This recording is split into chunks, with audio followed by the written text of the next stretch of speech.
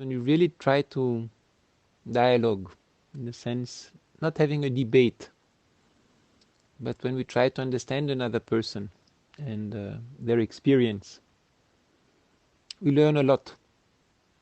It's like a whole new world which is opening up.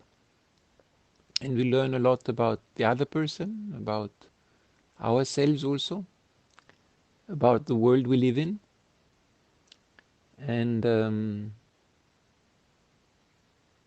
yeah, there was this great friend of mine and big inspiration, Robert Vachon. So it was in the 60s, and they were working on promoting some intercultural awareness. Because at the time,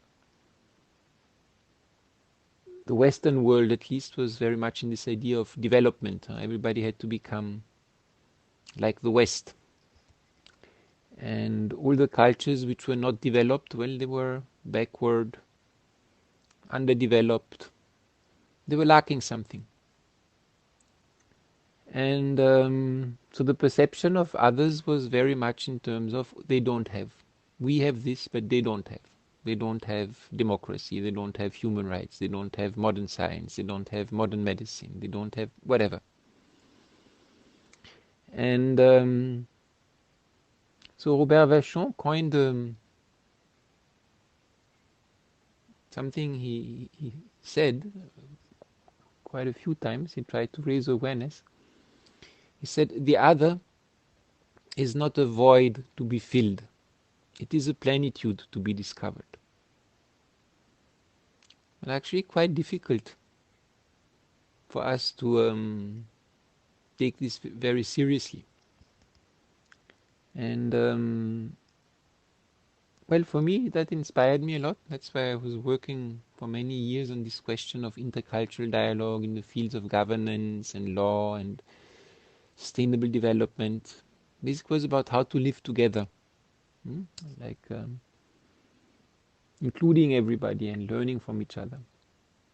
And so that's how it became for me this whole thing of life is not a void to be filled. It is a plenitude to be discovered. There are so many plenitudes out there in each of our lives. And then life itself is so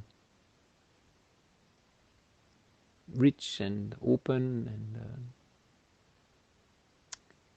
so yeah, just to say, I really enjoy the interviews and also other things that you're creating. And I guess one of the things why I like it is because you also put into practice this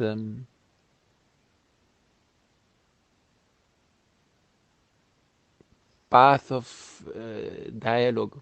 At some point I was asking Robert Vachon and I said to him, so Robert, dialogue is listening basically. And he said, yeah, it's listening.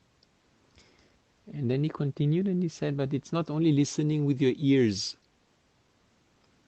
it's listening with your heart.